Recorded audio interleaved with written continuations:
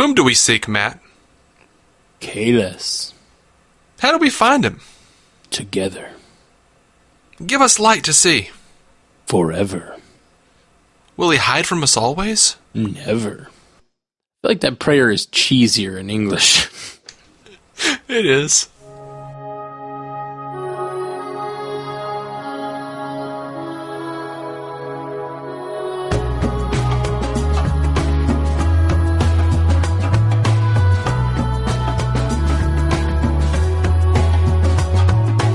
Welcome to the Star Trek Universe Podcast. My name is Matthew Carroll. I'm David C. Robertson. Welcome, my Klingon brother. Kapla, sir. I just Discovery hits its stride this back half of the season. I feel like I mentioned it last episode, but this just tooling around the. Hold on, spoiler alert! We're going to talk about episode 9. I think it's 9. No, 10. Episode 10. Despite yourself. I watched the wrong one. No, I'm just kidding.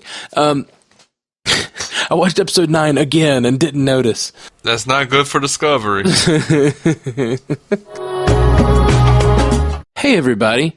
This is Matt cutting in because I say some things in this episode that might have knowledge of other future season 1 episodes.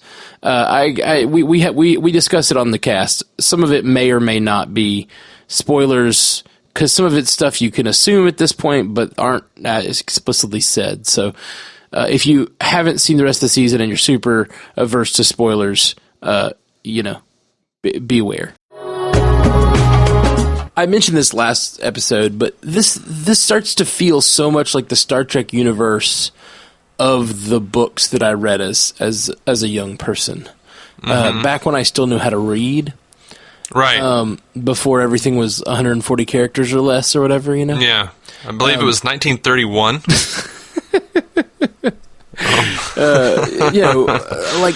There's just this action-adventure element to Star Trek that isn't always present on the screen. I feel like it's more present in the movies than it is on the TV shows, because often the TV shows are trying to tell these little morality plays, which I also enjoy.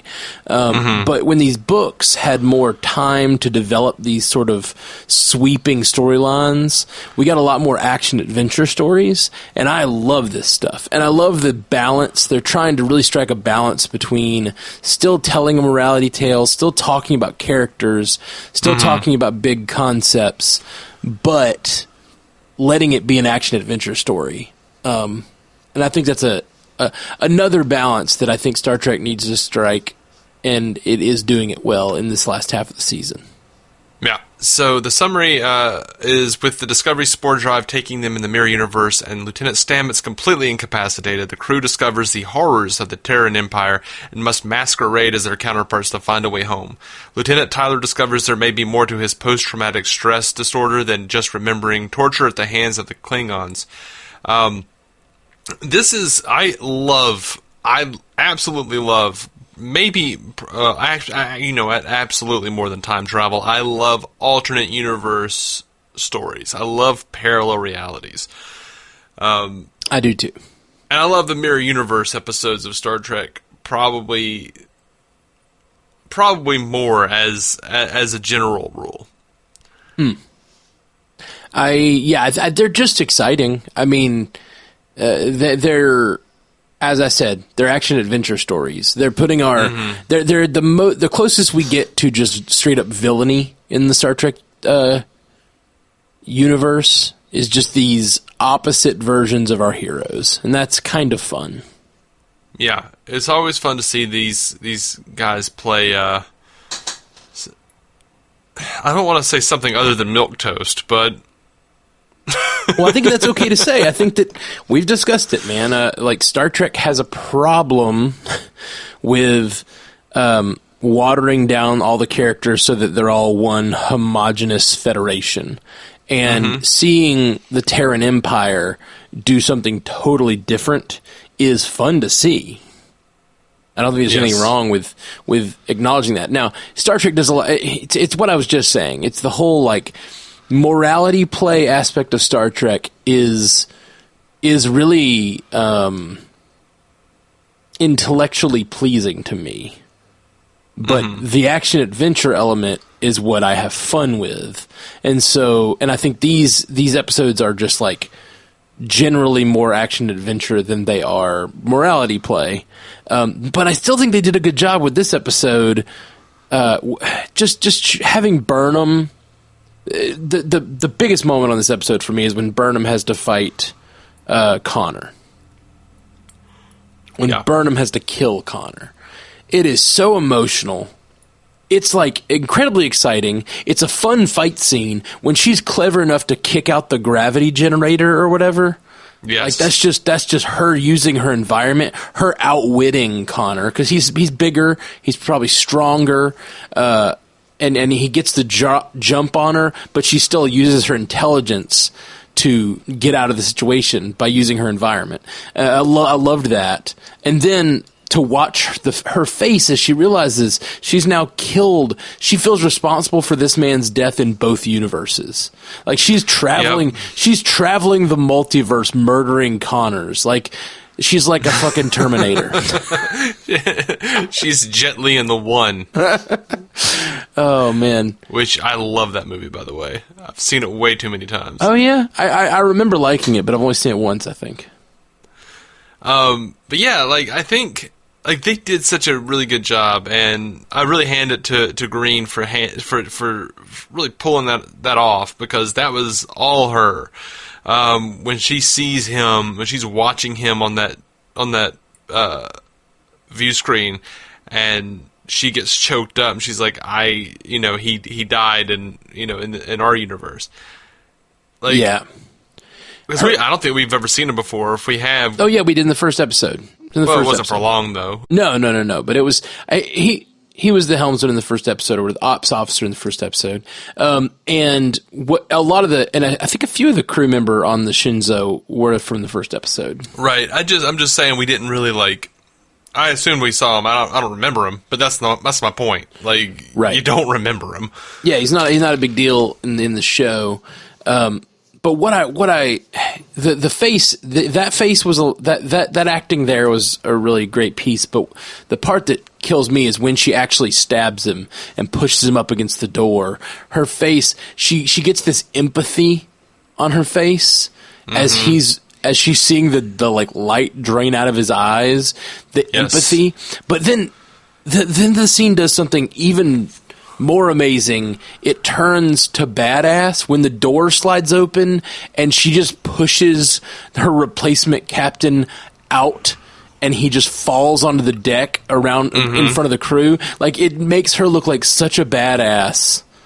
And it's not what she intended to do, but it is such a beautiful, like, series of moments. A great fight scene leading to a wonderfully powerful emotional moment, emotionally painful moment, then leading to, like, a badass reveal to the crew. Like, it's just such a wonderful sequence. Yes, I completely agree. And by the way, speaking of painful moments, this is like the most painful I've ever seen an agonizer booth look. Oh yes. Well, I thought you were going a different way. Yeah, for sure, because this is them updating that old agonizer booth idea with I guess better acting and better special effects. It's pretty cool. I liked that they didn't change the agonizer booth to something different. They just went with, like, it's an agonizer booth, but it's going to be updated to look cooler. I was cool with that. What I thought you were going painful moments. I think the most painful moment on the series is in this episode. When Culver's neck is snapped. Oh, I was okay with it. Oh man, I wasn't. I'm just kidding. I'm kidding. Oh gosh, you heartless bastard. I was kidding. No, that when Culver dies is one of the most shocking and unexpected and painful deaths I've ever seen on Star Trek. He never listens to Stamets. He doesn't. He thinks Stamets is the enemy is here. The enemy is here. Be careful. Everything was Stamets. It's the palace. What did you take the palace to mean? His brain? Stay out of the palace. Is that from the future? I specifically think he's talking about the Emperor's Palace. Okay, which is knowledge we shouldn't have yet, but yeah. Okay. Well, that'll be interesting. I wonder, I don't know what he means by that. This is totally just me being a nerd and listening to too many podcasts, but I hear a lot of people talk about mind palaces. Yeah. And so when he said palace, and then he's talking about looking into Ash Tyler's brain, I immediately thought mind palace. But that is not what that means, so it's probably not what he's talking about. A mind palace is like a memory technique. Yeah, I think he's actually just referencing stuff in the future. Okay. I mean, he has knowledge. He obviously sees through Vok's disguise. And he's, in the past, made comments that reference things from the alternate universe. We haven't ever seen him reference the future, I don't think, right? I'm not sure. Like, when he called Tilly Captain, that was kind of the future, but also kind of the yeah. Maybe he's just referencing the alternate universe. To me, what is interesting is, what does he know? Does he know future things, or does he know things that his alternate knows? Does he know? Because he seems to be like drawing information, but the Vogue stuff has nothing to do with the alternate universe. What is the mycelium network telling him? How is he reaching? Is he just reaching into all tendrils of space and time and can know anything, or is he? I would think so. Yeah. Okay. I still haven't seen evidence that he looks into the future yet. But we'll talk about like, more in the spoiler area. I feel like within this episode there's evidence. Okay. To say that, when he's telling Culber, be careful, the enemy is here, he is specifically saying, like, in whatever way he can, whatever limited way he can, suss out, dude, watch your back. Sure. There's a Klingon around. There's also the possibility he's not even talking about Vogue. Oh, gosh. Am I spoiling by talking about Vogue? No, that was unveiled in this episode. I mean, we know something went on, but do we know it's Vogue? We just don't. He said the prayer in Vogue's voice, man. I think it's all right. All right. Well, I'm going to put at the beginning of this episode that I talk about some things I'm not sure about. I'm telling you, Culber. I mean, they didn't say, "Hey, my name is Vogue," but no, Culber was like, "Hey, your body has been drastically changed. You are a Klingon, right?" But I think he spoke in Vogue's voice. Yeah, but Vogue's voice is just a random Klingon's voice, as far as I'm concerned. I completely disagree. It is very specifically Vogue's voice, that raspy Vogue voice. I don't know if he can see in the future or the past or what, but he can definitely see things that others can't see. That's all we really know. Yeah, I think he can see into the future with but I think it's all jumbled to him in a lot of ways. Sure, I think so too. I have a theory on what he can see, but I think it's predicated on stuff that we don't. It's later in season 1, so I'll talk about that in a minute. Who else we want to talk about this episode? MVP for me is Captain Killy. Mm-hmm. I was gonna write some of her quotes down for the quote section, but I just decided in the quote section I would just say everything Captain Killy said. My favorite was, well, let's not keep these assholes waiting. I love that too, because there was no one there for her to be putting that on, so she was just she was half practicing, half just enjoying being that person. Yeah. So I loved her having to embrace being a completely different person. And I loved, it actually gave us a little insight into her relationship with her mom. When she, looks at herself in the mirror, she's like, my mother would approve. By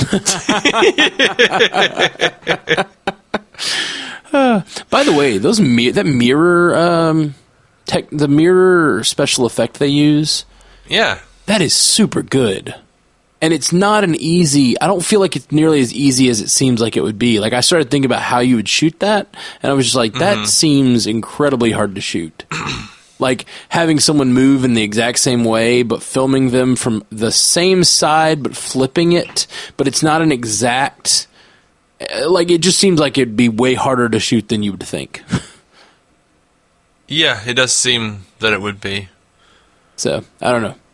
There may be some clever way they're doing it, but I was like, is she doing the same thing twice and just having to really try to mimic herself in time? Or are they shooting it at the same time with different angles or cameras? Is one on a green screen, and are they both on a green screen? I don't know, man. It looked really good. Yeah, it looked good. Good special effects on this show. Yep. All right. Thanks for your input. What do you want me to say? Yeah, okay, it was a mirror effect. All right, cool. Yeah, but it's a holographic mirror, and it was really good. It was really good. It was. Sometimes they do things that don't seem like that hard, and then I think about, I don't know, I often try to think about how you would shoot something, because I like to shoot things from time to time, and that just seems like it'd be very difficult to make a version of yourself look like it is standing in 3D space while it's doing exactly the same thing, but inverted. Mm-hmm. It's very... I get it. Yeah, it's crazy. Yeah. Good stuff. That's, yeah. I apologize for not having the scintillating conversation you cooked up in your own imagination before mentioning this. Yeah, I apologize for expecting too much from you as well. We've been friends since we were like, what, 5 or 6? Yeah. I think I've proven myself over and over again that you can't trust me with those kinds of things.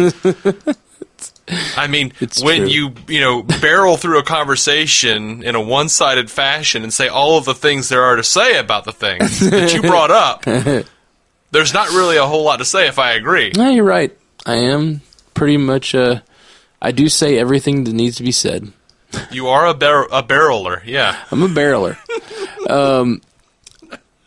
It's true. And that's the kind of conversation you don't get from people who have been friends for 30 years.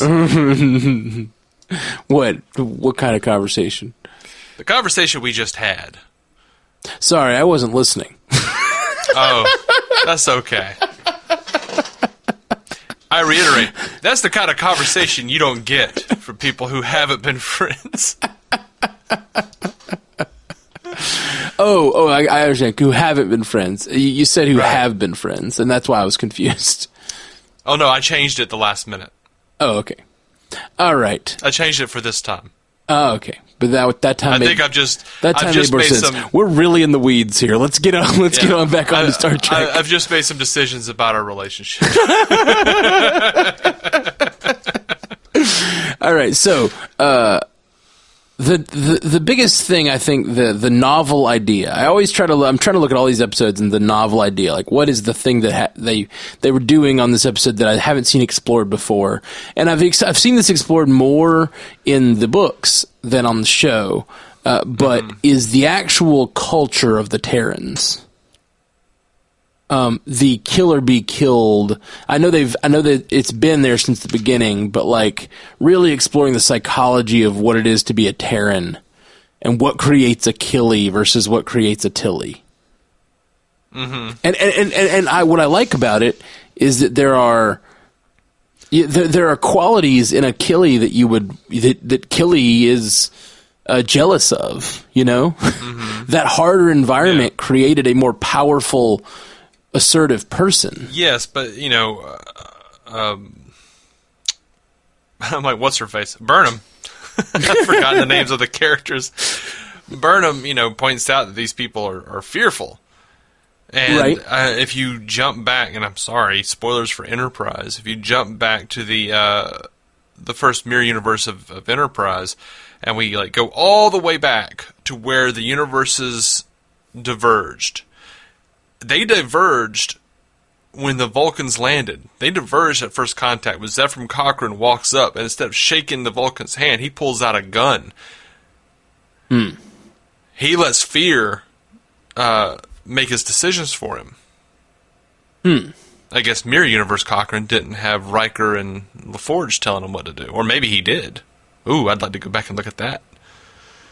But, yeah, so I think these people operate by fear. They let fear guide them more than anything. That seems to be the overriding theory in canon as to why the Mirrorverse became what it did. Fear versus what is the driving force behind the Federation timeline?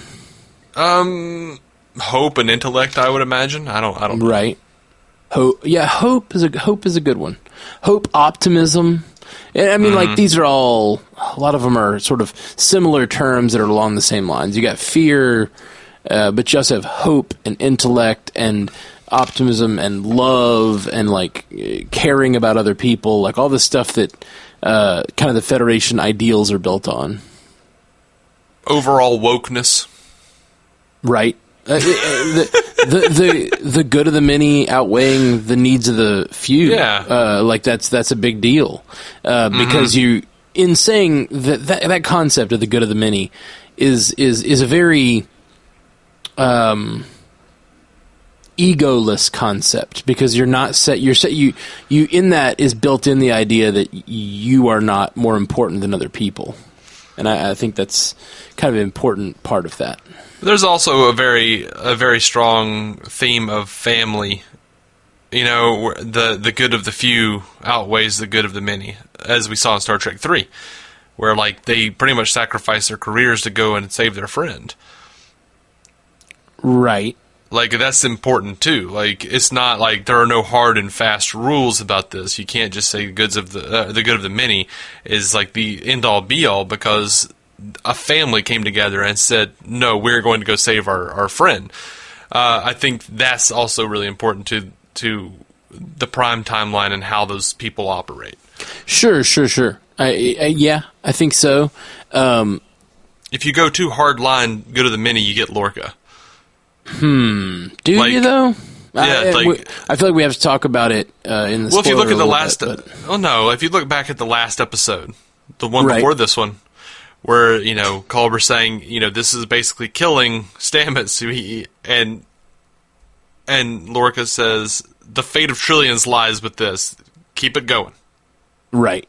No, I'm with you. Obviously, there's a line, and you can cross that. Mm-hmm. But there's also something he said, like the example you talk about with going to save Spock. It's more about, I would say, if they all were dying to bring Spock back, maybe that's a decision they wouldn't make. Like, there's a decision of, like, careers aren't worth a friend's life. Right. My career isn't worth, all of our collective careers aren't worth a friend's life. And so that's to me, that's more of like a life, and caring about our friends' life is more important than the pursuit of our own careers. Like, that's sort of the ethic there, more than the needs of us. Needs of him outweigh the needs of us, you know. It's more like the specific needs are important, I think, in that case. Yeah. Like, when Spock trades his life, it's literally trading his life for lots of lives. He's not saying, I would die so the rest of you can go on and be successful in your career. Yeah. So I think there's a distinction there. And honestly, I don't necessarily think Lorca's wrong. I don't either. Not necessarily. In that last episode, if that had really stopped the war and saved millions, then maybe it was worth doing. The problem is things that we'll talk about in the spoiler section.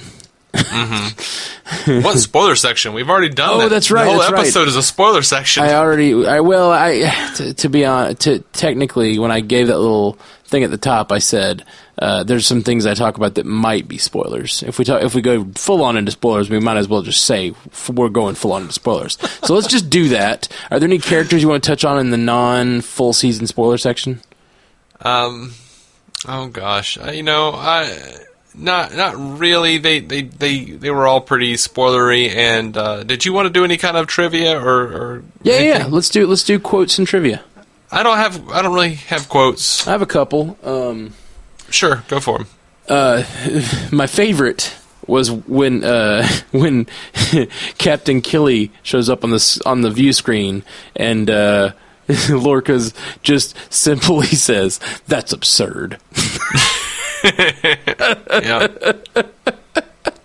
That was pretty great. I loved it so much. And another great one word or like one line thing from Lorca is and just showing how badass he is when they're on the turbo lift, they're about to walk into the bridge for the first time, or no, they're walking onto the bridge to speak to the Captain Connor, I guess.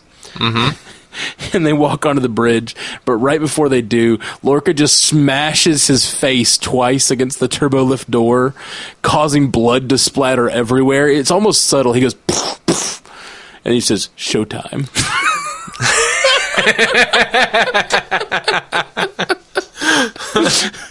I love it so much. It's so good.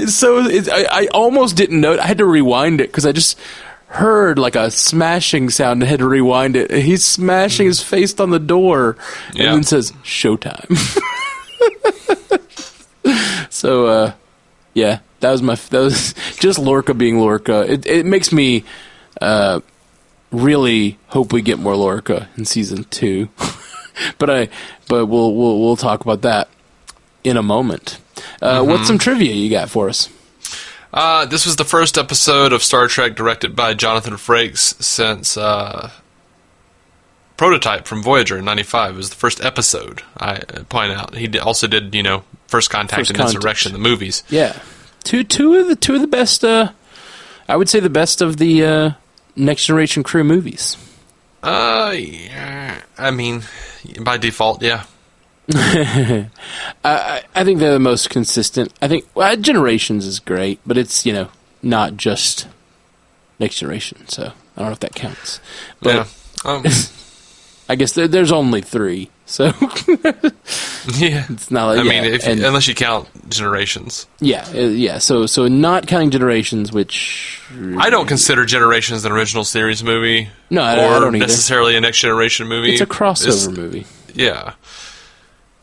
In case anyone was interested, the show's producers did run Culber's death with GLAAD to get their approval, because they didn't want to invoke the bury your gays criticism. So if anyone complains about it, like, you killed one of the only gay people, GLAAD approved. That I think that I'm all for showing relationships of all types on whatever, all these shows. It's totally fine. But the idea that you have to check with any political arm of any organization before you kill off a character is insane. Yeah, I think it's real dumb. Real dumb. Yeah. And they treated I think this relationship has been treated very well. It's very it's very touching. I buy them together. It's not a shallow relationship. It's not a stereotypical relationship. They are just two people who love each other, and it's fine. Yeah. It's great. But having to check with GLAAD before you murder one is insane. I agree, yeah. Anyway. All right. I'm a big fan of creativity. Yeah, me too. Me too. Any others? Let's see. Oh, one of my favorite moments is Lorca doing the Scottish accent as the Discovery's engineer. Oh, yeah, that was great. That was a nice little nod to Scotty. Mm-hmm. What makes me wonder if Lorca knew him. Oh, or right. if it was just the old trope of Scots being engineers. Yeah. Because that's why Roddenberry made him a Scotsman, is because there's that stereotype. I did not know that was a stereotype. That's funny. Yeah. It's funny that Star Trek has persisted that stereotype. Mostly Star Trek tries to break down those sorts of assumptions about race. In the case of the Scotsman, it made it forever that we will think of Scotsmen as engineers. Yeah. Into the future we go with Scottish engineers. I think Star Trek has probably inspired more Scotsmen to become engineers than were actually engineers originally. Maybe so. All right. Cool, man. Well, great stuff. Thanks for bringing those trivia pieces. Yep. They all came from Memory Alpha. Yeah. Memory Alpha, great resource if you're a Star Trek fan who wants to dive deep. All right, well, let's have a quick spoiler section then. So we're going to talk about the full season 1 and how this episode relates to that. All right, Sure. I'm finally unchained. I think that what we're getting, based on Stamets seeing himself in the mirror in that one episode, and seeing that his mirror self stay where he is, I think what Stamets is having is he's having like a psychological connection with his other. And I think that is part of it, yeah. I think when he says the enemy is here, watch out, the enemy is here, I think he's talking about Lorca. I don't think he's talking about Vogue. I think it's a coincidence that happens. I think he is seeing Lorca for who he is. And because he knows Lorca in the other universe, and he knows the palace because he has seen he works in the palace, so it's a terrifying place that he doesn't want to be, and he like you said, the Terrans operate out of fear, and he's been like feeling his other's feelings, and he's like, stay away from the palace, stay away from the palace. This is all, I think, foreshadowing stuff to come. I don't think it's like all this stuff is foreshadowing stuff to come that his other knows about. That's my theory. Okay. I mean, is your theory based at all on the memory of the first watch? Because I don't remember. No, it's not. I do remember that his other lives or like works in the palace, because once I think it's like once Burnham and Lorca go there, I think it's Burnham meets the Mirror Stamets, and Mirror Stamets helps her or something like that, or Killy or Tilly or whatever. I don't know. They meet Mirror Stamets, if I remember correctly, in this universe. I thought Mirror Stamets was outside of space and time and hung out with our Stamets outside of space and time. You're right. That does happen. I don't remember him being in the palace. I think I remember when he like wakes up, he's in the palace. I don't know. Maybe I'm wrong. Maybe I'm misremembering. I think he lives in the palace, or like works in that big compound that is the palace, like that huge base that the Emperor works on. I think he like works there. I may be wrong though. I may be just like completely making that up. But I also think that our Stamets is connected with everything. I think he is referring to Vogue and not Lorca. I like it better if it's referring to Vogue. I do, because I think it's poetic when he says it after he dies. You know. Yeah. And if he is talking about Lorca, it's kind of like, well, whatever. Yeah, I wish that I had a better memory. Right. These spoiler discussions would probably be more effective if we knew what happened. We have vague remembrances of what may or may not have happened. Yeah, I don't know. I'm looking forward to seeing if I remember things correctly. Yeah, for sure. I enjoyed how Lorca was obviously like, he almost protested too much. Like, Saru says, well, that's convenient. And he's like, I would say it's inconvenient, or something like that. Or no, he says fortunate, and he's like, I would say it's very unfortunate, First Officer. I didn't mean to send us here.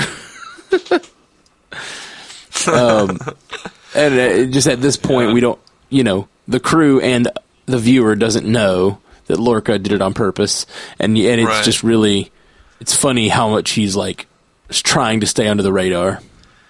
So you had a question earlier on in our rewatch about if we knew the fate of Prime Lorca, right? And the way they describe the Emperor destroying the Baran makes it sound like it probably happened in the same place, and Mirror Lorca and Prime Lorca switched places. And since quote unquote Mirror Lorca is presumed to be alive by the Emperor, I would assume that the Prime Lorca is alive in the Mirror Universe, subsisting in some way. Right, he's on the run in Mirror Lorca's place. And did they describe how they swapped places at all? I don't think so. I think I don't think so in this episode. No. Okay. It hasn't been revealed that he's Mirror Lorca yet. So. Right. So it'll be interesting to see how he even got to our universe. You know. Yeah, I mean, I think it's like some kind of like explosion at the right time. Sure. Swing universe at the same place. Mycelium. You got all this mycelium on the ship. I'm assuming they have a mycelium engine as well. We don't know for sure. Yeah, we don't know. That was the Baran, so it wasn't Baran. Oh, you're it wasn't right. Discovery, so you're right. Yeah, it could. I was thinking it might have something to do with Prime Lorca dealing with all the mycelium stuff. But no, he would have been on the Baran as well at that time. So yeah, they were both on the Baran. Okay. Yeah, I don't know. I'm curious because right now we know of they're trying to discover how the Defiant traveled, and they're trying to discover, and they've learned how the mycelium network can get them back and forth. But obviously, there's some third way that Lorca did it the first time, and we just don't know what that is. It might be. I seem to recall like a place where the universes are kind of thin, like if you look at the Stephen King books, like Thinnies, where like places where the universe is runs a bit thin or something. But okay, I don't know. I don't know. They may have even mentioned an ion storm or something similar to what happened in the original series. Right. But I don't know. I look forward to watching it and seeing if they give me a tangible, not really tangible, but a good an answer, a good basis for theory, at least. Yeah, for sure. Cool. Well, that's the two big thing. Any other spoilers that we kind of didn't avoid? I guess the Vogue and Ash Tyler stuff.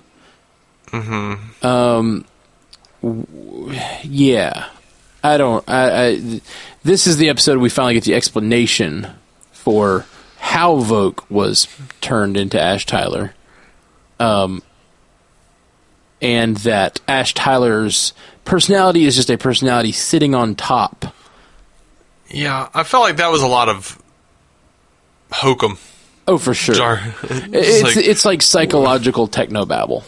Yeah, it's like, well, we were looking for any underlying personality engrams, personality traits underneath your memory engrams, but there have been talks about it being layered on top instead. I'm like, this is all horseshit. Yeah, it was definitely yeah, it seemed like horseshit. Memory engrams? What is he, Data? Yeah, that's memory engrams is like a Android thing. It's weird that they have that. I don't know. It's weird. Whatever. It's the future. Yeah, it is the future. The future. Yes, people have memory engrams. All right. Well, that's all I've got to say about that episode. Yeah. I liked it. It was good. I'm excited about all of the Mirror Universe stuff. It's a lot of fun. It absolutely is. I love the Mirror Universe. Yeah. All right, guys. Well, thanks for hanging out with us. We'll be back real soon with the next episode of Discovery, and we're like 5 episodes away from this being done with our rewatch, and only like 2 weeks away from new episodes. Yeah, we're going to have to haul ice. Yes, we are. Yes, we are. So stick with the feed. These will be popping up real often over the next couple weeks. Haul ice? It's haul ass. What the hell's wrong with me? I don't know. I thought you were going for like a ice, like a accent. I wasn't going to question it. That was weird. I was just yes-anding and moving through. I think there must be a different personality engram on top of my positronic relay or something. You got some sort of an ice engram. Yeah. All right, guys. Peace. Live long and prosper. To reach out to us, hit us up at StarTrekUcast.com, at StarTrekUcast on Twitter, Star Trek Universe Podcast on Instagram and Facebook. Just search for us there, or send us a message at StarTrekUcast@gmail.com. If you'd like to hear more from David C. Robertson, check out the DC On Screen podcast or maladjusted.tv. And if you want to hear more from Matthew Carroll, that's me, check out the Marvel Cinematic Universe podcast or go listen to my music at MatthewCarrollmusic.com or anywhere you get music. But yeah, I don't know. Vogue, or Ash Tyler. Let's start calling him Ash Tyler. Stop calling him Vogue. Fuck.